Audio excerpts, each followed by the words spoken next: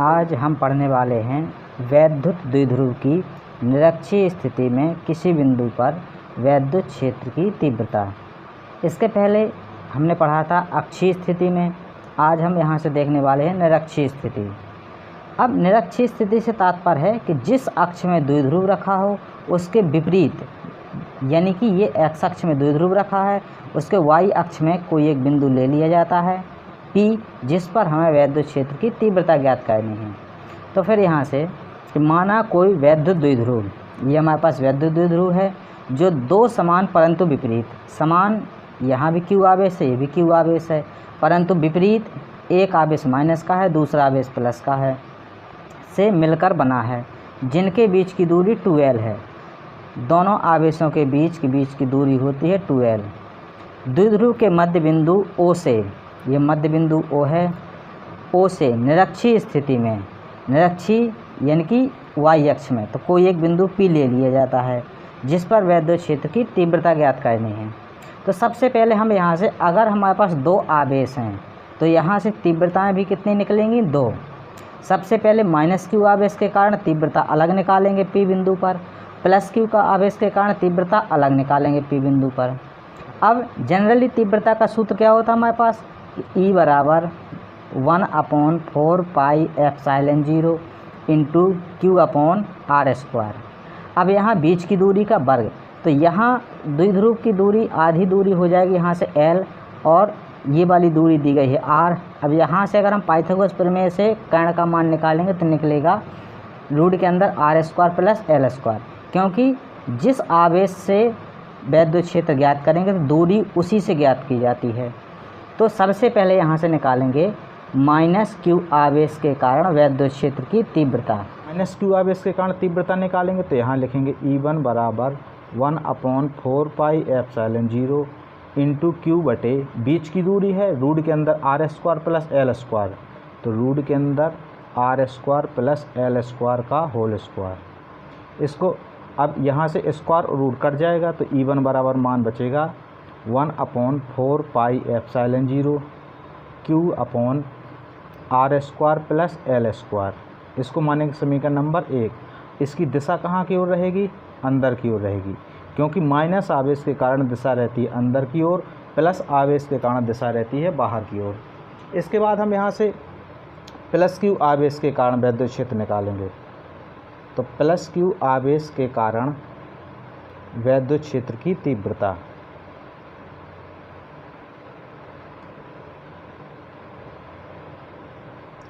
अब +Q आवेश के कारण इसको हम दर्शा लेंगे यहाँ से E2, तो यहाँ हो जाएगा हमारे पास E2 बराबर 1/4 पाई एप्सिलॉन 0 इंटू Q बटे, अब ये वाली दूरी भी हमारे पास रूट r² प्लस L² होगी।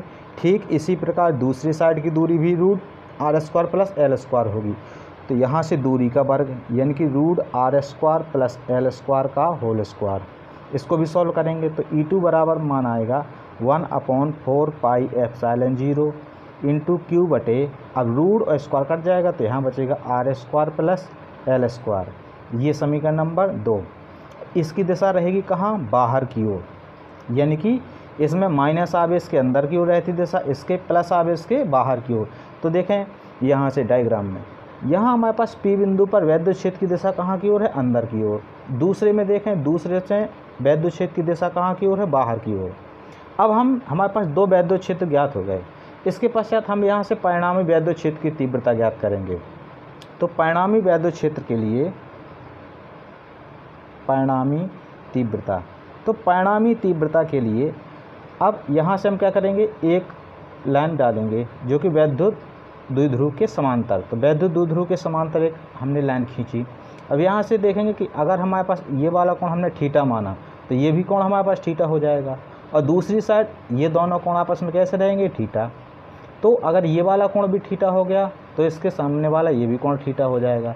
अब यहाँ से क्या करेंगे, वैद्युत क्षेत्र जो E1 है इसको दो घटकों में वियोजित करेंगे।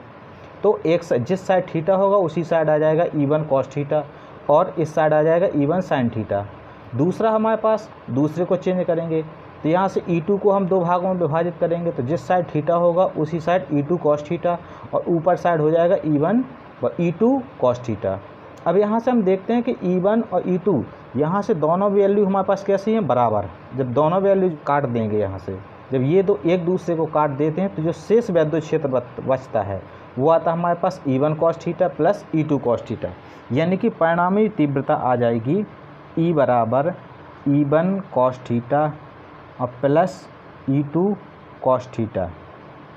अब हम यहाँ से मान रख देंगे तो E बराबर हो जाएगा E1 cos theta plus E2 cos theta, और यहाँ से हम देखते हैं कि E1 का मान उतना ही है और उतना ही मान किसका है, E2 का। बराबर वैल्यूज़ के कारण हम यहाँ क्या कर देंगे, दोनों को जोड़ देंगे तो 2E1 cos थीटा।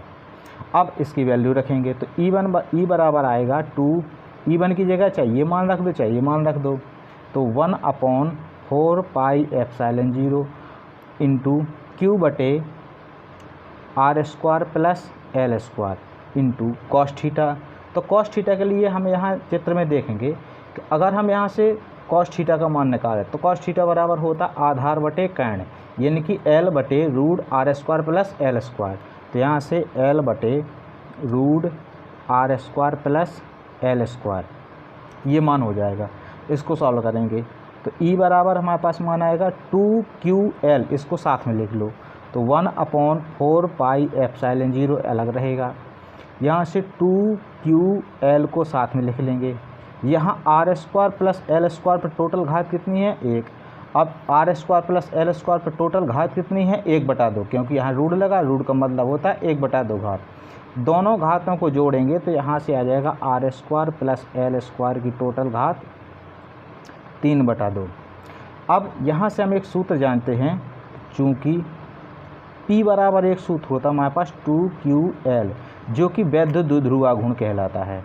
अब इसके बाद हम यहाँ से तो 2QL की जगह पर क्या लिख देंगे, P, तब हमारे पास मान आएगा E बराबर 1/4 पाई एप्सिलॉन 0 इंटू P बटे R square plus L square की पावर 3/2।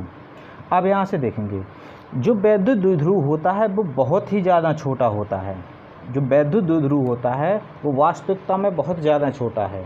ये अर्थात जो L का मान रहेगा वो R की अपेक्षा बहुत ही ज़्यादा कम रहेगा।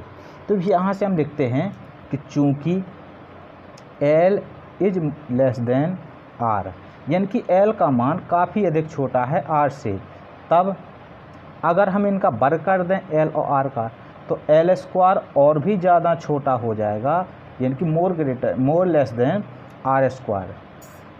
ठीक है, तो हम यहाँ से क्या करते हैं, तो जब L स्क्वायर का मान बहुत ज़्यादा छोटा हो जाता है तो L स्क्वायर को क्या करते हैं, हटा देते हैं, L स्क्वायर को हटा देते हैं।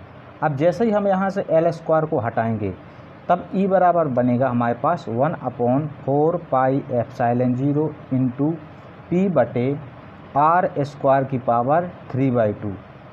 अब यहाँ से हम देखेंगे E बराबर 1/4 पाई एप्सिलॉन 0 इंटू P बटे, यहाँ घात के ऊपर घात का गुणा कर देंगे तो 2 गुणा 3/2 होगा, 2 से 2 कटेगा, केवल घात कितनी बचेगी, 3, यानी कि R की पावर 3।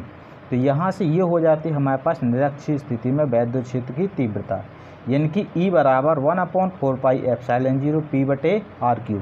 और जो इसके पहले हमने पढ़ा था अक्षीय स्थिति, तो अक्षीय स्थिति में तीव्रता का सूत्र क्या निकलता था, E बराबर 1/4 पाई एप्सिलॉन 0 इंटू 2P बटे R3, ये सूत्र निकलता था। तो ये निकलता है अक्षीय स्थिति में और ये वाला सूत्र प्राप्त होता है हमारा निरक्षीय स्थिति में।